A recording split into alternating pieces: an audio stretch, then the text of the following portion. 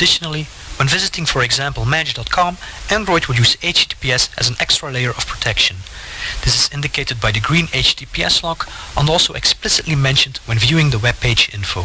In other words, all transmitted information is currently protected using both. We are now ready to carry out the attack, so let's go to the smartphone and again connect to the WPA2 protected test network. Once the victim enabled Wi-Fi, Android will search for the test network. Once it has discovered the network, it will try to connect to the real test network, which is not what we want. Fortunately, we can solve this by sending special Wi-Fi frames that command Android into switching to a different channel. This tricks Android into connecting with the malicious clone of the network. Essentially, we now have a man in the middle position between the victim and the real Wi-Fi network. This allows us to reliably manipulate messages and carry out a key reinstallation attack against the four-way handshake. Normally, after executing such an attack, the victim will reuse nonsense when encrypting data frames, and this allows us to recover any encrypted data.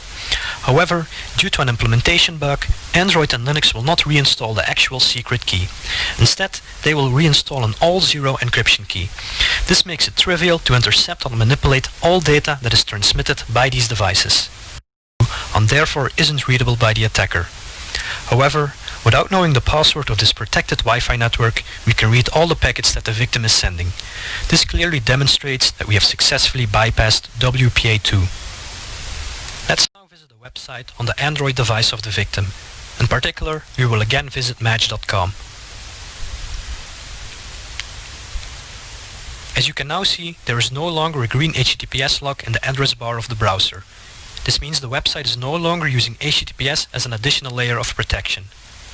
Note that we were able to bypass HTTPS using the SSL strip tool. Although this method of bypassing HTTPS does not work against properly configured websites, it does work against a significant fraction. Unfortunately, many users will not realize HTTPS is no longer used and therefore will continue to log in using their real email address and password. Nevertheless, the attacker is able to see which password we try to use. So let's go to the attacker and search for the login attempt.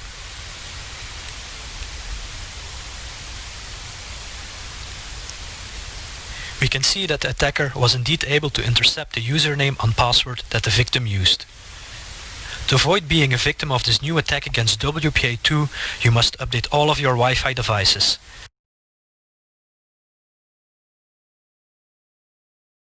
Position between the victim and the real Wi-Fi network.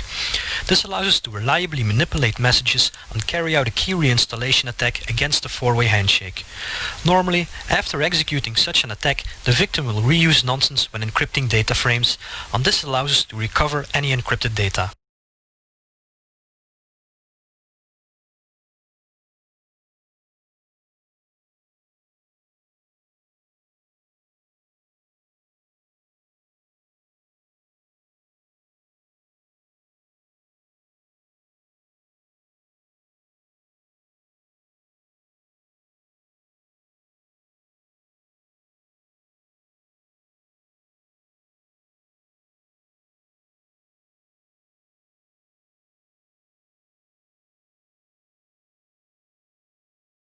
Can't